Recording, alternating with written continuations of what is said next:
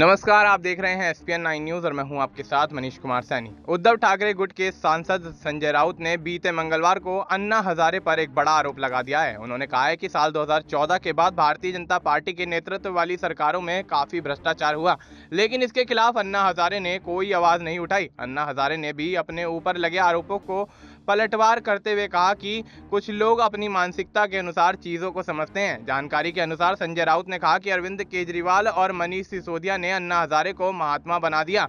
उनके बिना अन्ना हजारे दिल्ली भी नहीं देख पाते। साल 2014 के बाद बीजेपी शासित केंद्र और महाराष्ट्र में खूब अनियमितताएं हुई, लेकिन अन्ना ने एक शब्द भी नहीं कहा। संजय राउत का कहना है कि भ्रष्टाचार के खिलाफ विरोध जताने के लिए अन्ना हजारे को दिल्ली में रामलीला और जंतर मंतर जाना चाहिए था। इसका जवाब देते हुए अन्ना हजारे ने कहा कि एक खास नजरिया रखने वाला व्यक्ति दुनिया को उसी तरह से देखता है। इससे पहले भी संजय राउत अन्ना हजारे पर हमला बोल चुके हैं। संजय राउत ने कहा था कि अरविंद केजरीवाल की हार से अन्ना हजारे बहुत खुश हैं। मोदी सरकार में हुए करप्शन पर वह कुछ नहीं बोलते, तब वह चुप्पी साध लेते हैं। संजय राउत ने कहा था कि देश को एक बिजनेसमैन लूट रहा है और उनकी आमदनी बढ़ती जा रही है, सारा फायदा उसी से मिल रहा है। ऐसे हालात में भी अन्ना हजारे चुप्पी साधे हुए हैं, ये ठीक नहीं है। इतना ही नहीं, शिवसेना यूबीटी सांसद संजय राउत ने आरोप लगाया था कि साल 2014 से जब से बीजेपी पावर में आई है, तब से संवैधानिक तरीके से देश में चुनाव नहीं कराए जा रहे हैं। बीजेपी धनबल और सत्ता बल का गलत इस्तेमाल कर रही है और लगातार चुनाव जीत रही है। अब ऐसे में